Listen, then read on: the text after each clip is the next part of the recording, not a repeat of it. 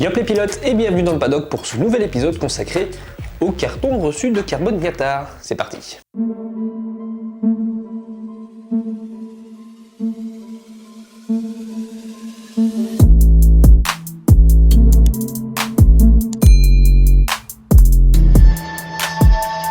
Je vous propose de commencer par l'unboxing de la plus petite des deux boîtes. Unboxing qui va être assez rapide puisque le produit se présente comme ceci. Il s'agit des répétiteurs de clignotants latéraux. Ils ont l'apparence des feux d'origine, mais ceux-ci sont LED séquentiels. Leur installation devrait être rapide, facile et efficace.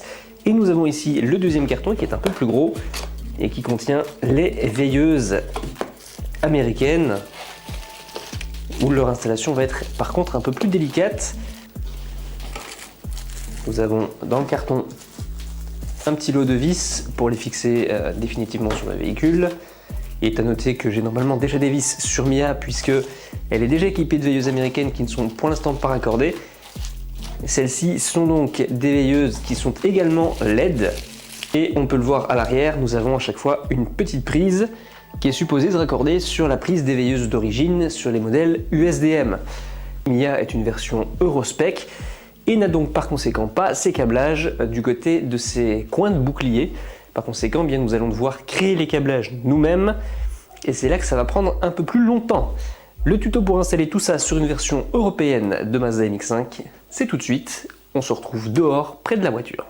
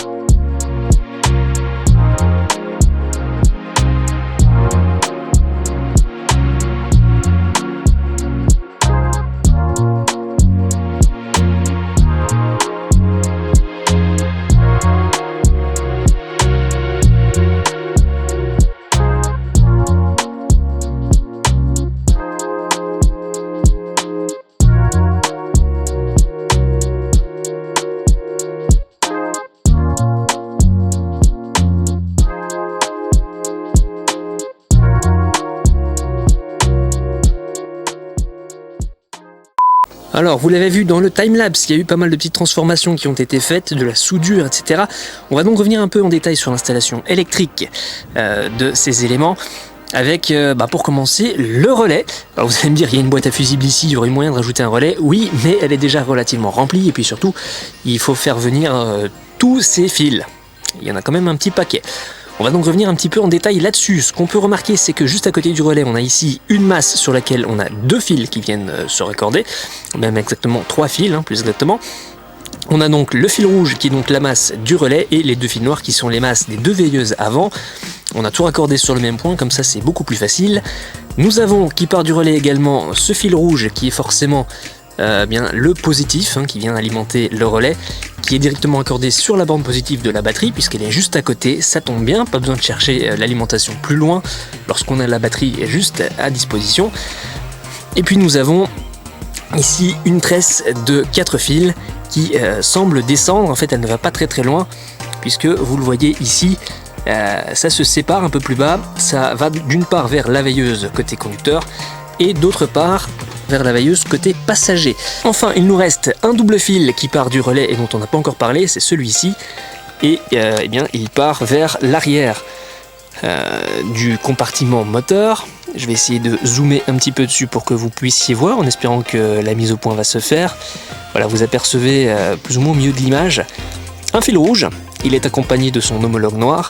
Et ce qu'on voit là-bas, c'est tout simplement le passe-câble. On voit ici une bonne partie du faisceau qui amène justement tous les fils vers la boîte à fusibles. On a suivi tout simplement juste à côté de l'autre extrémité, il y a donc un passe-câble dans lequel on a fait un petit trou pour faire passer nos deux fils. Ça va nous amener vers l'habitacle de la voiture. Dans l'habitacle, un seul élément visible de cet iceberg, sous le volant, vous l'apercevez, il y a un petit interrupteur poussoir, et c'est la seule chose que vous verrez. Donc cet interrupteur forcément arrive une alimentation derrière, qui est donc reprise sur les fils que nous avons vu passer par le passe-câble. Et c'est pas tout, on doit également alimenter les veilleuses arrière, et pour ce faire, eh bien, on a dû démonter l'élément en plastique qui cache la boîte à fusibles, et pas seulement le capot, vraiment tout l'élément. On a également dû retirer le marchepied, ainsi que l'élément de plastique qui se trouve derrière le marchepied, et ainsi que derrière le siège conducteur d'ailleurs, de façon à pouvoir tirer une ligne qui va jusqu'au coffre pour alimenter les veilleuses arrière.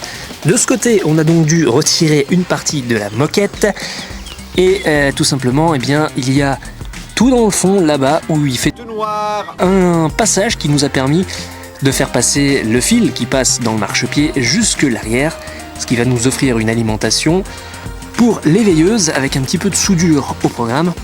Nous avons également tout dans le fond une masse spécifique pour les feux rouges, ça nous évite de devoir retirer un autre fil vers l'avant pour aller se raccorder sur la masse déjà utilisée.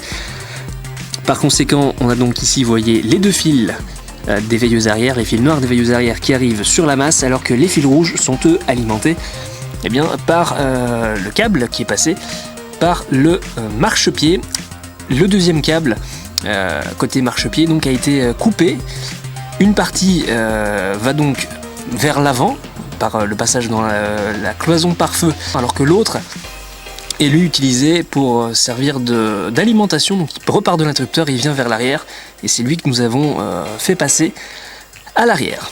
Voici le résultat, on est quelques jours plus tard, j'ai attendu d'être dans de bonnes conditions de luminosité pour vous montrer ça dans une relative obscurité. Le jour se lève, mais on voit très bien l'effet des veilleuses, ambre à l'avant, rouge à l'arrière. Je vous fais quelques plans sympathiques de la voiture pendant que je discute. Je suis vraiment très content du résultat pour ces veilleuses achetées chez Carbone Miata. Je vais également vous montrer les résultats des clignotants séquentiels dans cette condition de luminosité. Vous avez en plus un petit effet supplémentaire, il a gelé cette nuit, donc la voiture est couverte d'un manteau blanc malgré que j'ai déjà roulé quelques kilomètres pour rejoindre ce spot.